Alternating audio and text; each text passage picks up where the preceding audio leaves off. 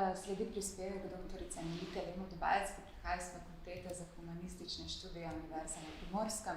Je doktorica znanosti z področja zgodnjega učenja in poučevanja. Doktorirala je leta 2022 z doktorsko disertacijo z naslovom Pristop CLIL, upam, da CLIL, jasno, razmišljala skozi vsebine in kulturne dediščine v splošni gimnaziji. Raziskovalno se ukvarja s sodobnimi didaktičnimi pristopi, osnovanimi na didaktičnem konstruktivizmu, ki v ospredje postavljajo izobraževanje za kritično mišljenje, miselno delo na višjih taksonomskih ravneh ter na učenca osredinjen pouk. Naslov njenega prispevka pa se glasi Kulturna dediščina kot vir za učenje kritičnega mišljenja, multikulturalizma in kulturne empatije med dijaki gimnazijskega programa. Hvala. Jaz vam bom predstavila rezultate, ki so nastali v sklopu doktorske disertacije, ki je nosila naslov Pristop CLIL skozi vsebine kulturne dediščine v splošni gimnaziji, ki sem jo zagovarjala lani in v sklopu katere je bila tudi zelo intenzivno vključena Jasna, tako da se bodo nekatere stvari tudi malo, bom rekla, podvojile oziroma z drugega zornega kota prikazale. Zdi se mi pomembno, da čisto na kratko v teoriji predstavim, kaj pravzaprav CLIL je, ker prihajam iz druge discipline, kot verjetno velika večina tukaj vas prisotnih. Torej, jaz sem po osnovni izobrazbi anglistka in doktorsko disertacijo sem delala v sklopu potem tudi angleščine, ki sem jo poučevala na gimnaziji v Ajdovščini. CLIL se nanaša na vsebinsko in jezikovno integrirano učenje oziroma integrirani pouk.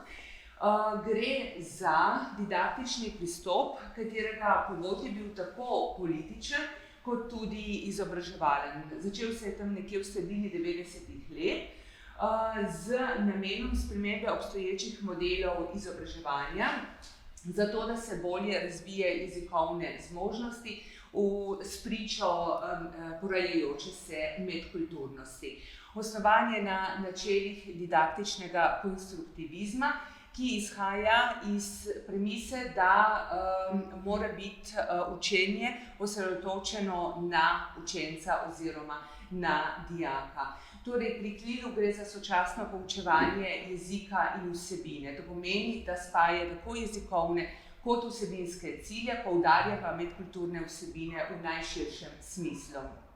Torej, gre za razvoj jezikovnih zmožnosti, predvsem na višjih taksonomskih ravneh, kar pomembno prispeva k razvoju pismenosti tako v maternem kot v tujem jeziku. Učilnica postane učni laboratorij in tukaj se kaže potem ta moč pristopa CLIL. Pristop CLIL se stoji iz 4 gradnikov, vsebine, kognicije, sporazumevanja in znotraj tega se potem ves čas prepleta kultura. No, pri kogniciji je zelo pomembno ta razvoj miselnih spretnosti, pri čemer konstruktivistična narava pristopa CLIL spodbuja razvoj znanja predvsem na najvišji taksonomski ravni, to je kritično mišljenje, kar potem pomeni, da se spodbuja razumevanje konceptov, ustvarjalno mišljenje, prenos med disciplinami in to omogoča potem hitrejši in lažji priklic znanja. Omenjala sem didaktični konstruktivizem, to pomeni, da se vloge učitelja in učenca nekoliko obrnjene. Torej, učitelj je predvsem mentor, animator in spodbujevalec, ustvarjalec optimalnih okoliščin za učenje, medtem ko je učenec aktiven udeleženec učnega procesa in prevzame odgovornost za svoje znanje. Do miselnih spoznanj pride z lastnim miselnim trudom, tako da danim podatkom prida smiselno interpretacijo, pri čemer ozavesti reševanje problemov kot temeljno učno tehniko. No, CLIL je eden izmed sodobnih pristopov poučevanja, ki sloni na integrativnem kurikulu. Torej, predvsem projektno učenje, sodelovalno, izkustveno, to je to, kar je Jasna omenjala, in pa medpredmetni timski pouk. Vse to se udejanja prek aktivnih metod dela, in pa s poudarkom na interdisciplinarnosti. V našem primeru je bila ta interdisciplinarnost sodelovanje tujega jezika z zgodovino in pač z elementom kulturne dediščine. No, zato nas je tudi me zanimala, kakšna je umeščenost koncepta kulturne dediščine v slovenske učne načrte. Naredila sem analizo družboslovnih predmetov, učnih načrtov družboslovnih predmetov splošnih gimnazij in koncept kulturne dediščine je vključen, vendar potem, ko pride do poučevanja, se to večinoma izvaja na način poudarjanja zunanjih znamenj. To pa nikakor ne omogoča poglobljenega razumevanja kompleksnih procesov nastajanja, pogajanja, interpretacije in uporabe kulturne dediščine. Torej, razumevanje kulturne dediščine zgolj kot simbola lokalne identitete ne omogoča prepoznavanje priložnosti za posameznika in skupnost. No, izhajala sem iz naslednjih problemov. Prvič, da je celostni pristop k obravnavi tematik med učitelji še vedno premalo prisoten. To sem z 20 leti izkušenj na gimnaziji mnogokrat izkusila. Ko sem hotela interdisciplinarno sodelovati, pa ni bilo sogovornikov. Primanjkljaj elementov sodobnih pristopov še vedno je preveč ex cathedra posedovanja znanja.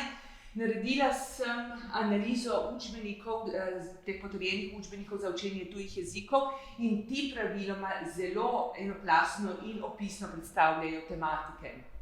To pa predvideva miselno delo pretežno na nižjih taksonomskih ravneh, zato tudi umanjka kritičen razmislek o predmetu, učni snovi in predvsem o lastnem procesu učenja. To se vodi do pomanjkanja motivacije za učenje in raziskovanje, zato se pravzaprav lahko vprašamo, v kolikšni meri se izvaja vzgoja kritičnega misleca. Kot rečeno prej, koncept kulturne dediščine se ne problematizira in kritično ovrednoti, zlahka se zapade v te stereotipne predstavitve, kajti ni vzpostavljene vezi med preteklostjo in sodobnostjo, kaj šele, da bi videli priložnosti za odkrivanje novih oblik v prihodnosti. Vprašamo se lahko, v kolikšni meri se razvijajo ključne kompetence, ki jih učni načrt tako vehementno predstavlja. Cilj moje doktorske naloge je bilo ovrednotiti doprinose pristopa k Lili skozi vsebine kulturne dediščine v splošni gimnaziji z vidikov kognicije, kulture, sporazumevanja in motivacije ter razviti didaktični model KLIL s poudarjenim vidikom kulture, ki bo uporaben v splošnih gimnazijah.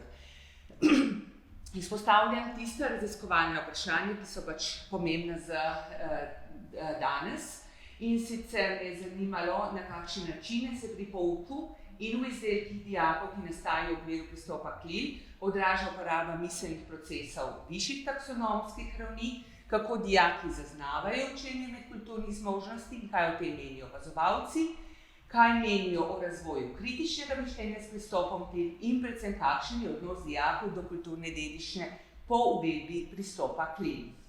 Med hipotezami pa, da je strokovna razprava o določeni tematiki pri pouku po pristopu KLIL pogostejša, da dijaki ocenjujejo, da delijo na višjih taksonomskih ravneh, da zaznavajo večjo pogostost in pomembnost obravnave medkulturnih tem, ter da jih vpeljava učnega pristopa bolj spodbuja k kritičnemu mišljenju kot drugi pristopi poučevanja tujega jezika.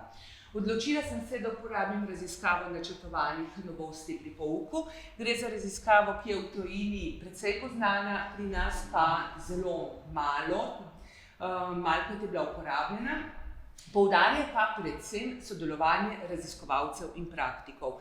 Jaz sem bila v vlogi tako raziskovalca kot praktika, pri čemer se mi kot raziskovalka pridružila tudi Jasna, tako smo skupaj pripravili gradivo, po katero smo potem izpeljali to raziskavo, se pravi kot nekakšen priročnik, po katerem so delali dijaki. No, raziskava je trajala 4 mesece, 40 šolskih ur, začeli smo meseca januarja in potem končali aprila. Najprej so dijaki pisali esej pred peljavo pristopa, izpolnili so vprašalnik, sledila je potem peljava učnega pristopa KLIN, ki so jo spremljali tako opazovalci kot strokovnjakinja in pa izpolnjevali so ta opazovalni list učitelja opazovalcev. Potem je sledil esej, vprašalnik, samoevalvacijsko poročilo dijakov, fokusna skupina ter polstrukturiran intervju z raziskovalko kulturne dediščine. Udeleženci, 34 dijakov, šlo je za zelo majhen takrat razred, v bistvu sta bila to 2 razreda gimnazijskega programa, v starosti med 17 in 18 let srednje šole Leno Pilon Ajdovščina.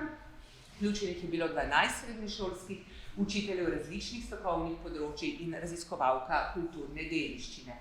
Zdaj bom pa na kratko predstavila rezultate glede na vsebinske sklope. Se pravi, vsebinski sklop razvijanja višjih taksonomskih ravni in kritičnega mišljenja. Najprej par misli dijakov oziroma opazovalcev. Recimo tukaj so ena od učiteljic zapisala pri zahtevnejših nalogah, so potrebovali nekaj več vodenja, podobitve, parafrazirane navodil ali celo primer, zato je bila potrebna velika mera fleksibilnosti na strani učiteljice.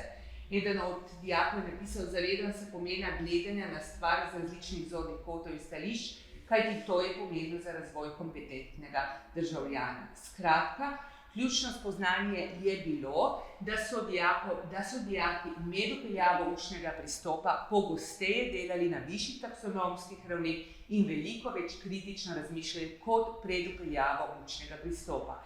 Ko govorimo o kritičnem mišljenju, govorimo o iskanju argumentov, analiziranju, vrednotenju, razpravljanju, preiskovanju ustreznosti trditev in sklepov, skratka, o veliko miselnih procesih. Kako smo do tega prišli? Zagotovo je bilo zelo pomembno, kako smo dijake podučili o tem, kaj kritično mišljenje je. Poudarjali smo pomen metakognicije, torej kaj je metakognicija in kako jo udejanjamo. Usmerjali smo jih k izgradnji znanja, tako da smo aktivirali analitično, praktično in ustvarjalno inteligentnost. Motivirali smo jih za razvoj dispozicij, pravi, spodbujali smo jih odprtosti za nova spoznanja, osredotočenosti, vztrajnosti, porabi dokazov, samoregulatornosti in tako naprej. Ustvarjali, ta zdaj pomembno, smo socialno učno okolje, torej učno okolje, v katerem so se čutili varne, zato da izrazijo osebno mnenje, tudi če je drugačno od drugih, in zato da so iskali alternativne rešitve. Rada bi poudarila, da brez vzpostavljenega odnosa ne bi prišli do rezultatov, kot recimo sem prišla. Zagotovo pa je k razvoju višjih taksonomskih ravni in kritičnega mišljenja pomembno doprinesla starost in razvojne značilnosti udeleženih dijakov ter prožnost in interdisciplinarnost pristopa KLIN. No, če pogledamo medkulturne teme, to so vse fotografije, ki so nastale v sklopu ukvarjanja z dijaki na te teme, torej recimo, to so njihova mnenja. Ena od opazovalcev je napisala: občasno so zelo težko razmišljali o svoji kulturi in identiteti. Domnevam, da le redko počnejo. Lažje jim je bilo govoriti o drugih kulturah, kot kritično in poglobljeno razmišljati o svoji. Eden od dijakov: trudim se zmanjšati vpliv, ki ga imajo stereotipi na moje razmišljanje.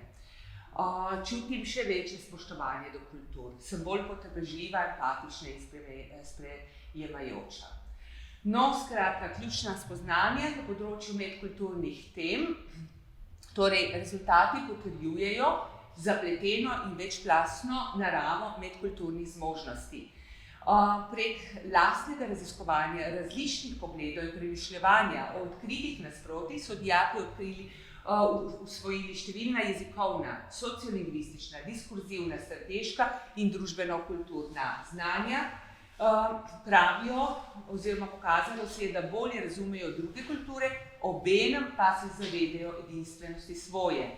Zmožni so razumeti kulturo kot odsev časa, duha časa, ki zajema navade, odnose pravila in ravnanja v družbi, razvili so sposobnost razumevanja in vrednotenja različnih konceptov življenja in življenjskih slogov, zmožni so opuščati predsodke, presegati stereotipe, to so zelo, tako bom rekla, o tem so veliko govorili in podkrepili s primeri.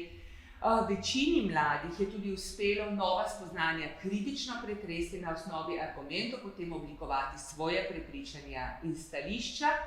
Zavedali so se, da je poznavanje tujih kultur nujno za njihovo profesionalno in osebno prisotnost, predvsem pa kulturno ozaveščanje so razumeli kot pomemben del vzgoje za vrednote in kulturno dediščino videti kot osrednji element kulturne identitete, kulturne raznolikosti in medkulturnega dialoga. Vse to pa omogoča vzpostavitev strpnejše in bolj empatične družbe. Kako, na kakšne načine smo to dosegli? Zagotovo je k temu zelo pripomoglo novo znanje. Tako o medkulturnosti kot o različnih kulturah. Gostili smo na primer Američana, imeli smo Britanca, potem smo to primerjali z slovensko kulturo ob boku konceptu evropskosti. Zagotovo je učenje kulture individualen in enkraten proces, ki je uspešen le takrat, ko je posameznik v resnici željan znanja. Zato je bilo to, kar sem prej poudarila, ta odprtost za nova spoznanja, motivacija tukaj zelo pomemben element. Vsekakor je pomembna tudi učiteljeva vloga, ki mora biti o medkulturnih vsebinah najprej sam dobro podučen in pa pristopil, ki postavlja kulturo in medkulturnost v samo središče. No in nazadnje še odnos do kulturne dediščine. Tukaj so pa nastali zelo lepi citati, ki smo jih potem dali tudi na to instalacijo, ko smo videli slike prej pri Jasni. Recimo, kulturna dediščina ni zgolj tržno blago, kot to želijo prikazati številne občinske in državne strategije, ampak temelj, ki opredeljuje našo identiteto, je kulturni in socialni povnik, ki vozi duh skupnosti. Recimo, kulturna dediščina mi omogoča, da se približam pomenu življenja, trpljenju in posameznikovi vlogi v svetu, ter občutim resnično majhnost svojega poznavanja, zapisal eden izmed dijakov. Torej, ključna spoznanja so, da smo pri dijakih zaznali pozitivno naklonjenost do koncepta kulturne dediščine, večje zavedanje njene prepletenosti s posameznikovim življenjem in odgovornosti zanjo. Pravijo, da je to vrednota, ki jo je treba ohraniti in negovati, saj omogoča obstoj in daje občutke ponosa. Zavedajo se, da je to spreminjajoča se entiteta, ki je pod vplivom kulturnih, družbenih, političnih in ekonomskih razmer. Vedo, da imajo v predajanju pomena kulturne dediščine pomembno vlogo odraslih. Razvili so zavest o sebi kot posamezniku in pripadniku skupnosti v odnosu do drugih v svetu in Evropi. Izkazali so se kot zmožni kritičnega in analitičnega razumevanja lastne kulture v soodvisnosti do drugih kultur in se zavedli lastnih pogledov in prepričanj, ki so mnogokrat določeni z družbenim in kulturnim okoljem, iz katerega prihajajo in znotraj katerega delujejo. Ozavestili so tudi pomembnost, ki jo ima kulturna dediščina v luči številnih socialno-ekonomskih in kulturnih koristi za posameznika in skupnost. Kako smo razvijali ta odnos do kulturne dediščine? Zagotovo je bilo tukaj najbolj pomembno načrtno in premišljeno ukvarjanje s vsebinami kulturne dediščine, pri čemer smo upoštevali nove smernice za raziskovanje preteklosti in osredotočali smo se na odnos. Ta pa se je kazal preko spominov v razmišljanjih in čustvih. No, poleg uvajanja vsebin v redni pouk smo v tem času skrbeli tudi za to, da smo naše rezultate dejali v javnost, da smo javnost ozaveščali o pomenu našega dela. No in o tem je tudi prej že Jasna spregovorila, poročali smo v medijih, potem smo izvedli javno okroglo mizo v Lavričevi knjižnici, dijaki so prispevali gradivo za učni vir Kruh in čas in pomagali pri soustvarjanju tega gradiva. Izvedli smo projektni dan, Potem izvedli razstavo, o tem poročali na Radiu Koper. Dijaki so se tudi udeležili aktivnosti v okviru dogodka, ki ga organizira Univerza v Trstu. Skratka, poskušali smo delovati čim bolj vsestransko, tako da smo povezali čim več plasti življenja in pa dve različni disciplini. No, in tako je napisala dijakinja, 17 let stara: sedaj vem, da je dediščina veliko več kot le stari predmeti in običaji. Je del moje identitete in mi ne morem ubežati. Spominom iz otroštva, starim pripovedkam in utrinkom iz življenja naših bližnjih posvetim več pozornosti. Tako zavzamejo posebno mesto v naših srcih in nas oblikujejo v zavedne, močne ter ponosne posameznike. No, mogoče bi še to poudarila, da je te 4 mesece so potekale v celoti v angleščini, samo na koncu smo od njih te misli pobirali in to je bilo potem v slovenščini. Tako, toliko z moje strani. Hvala.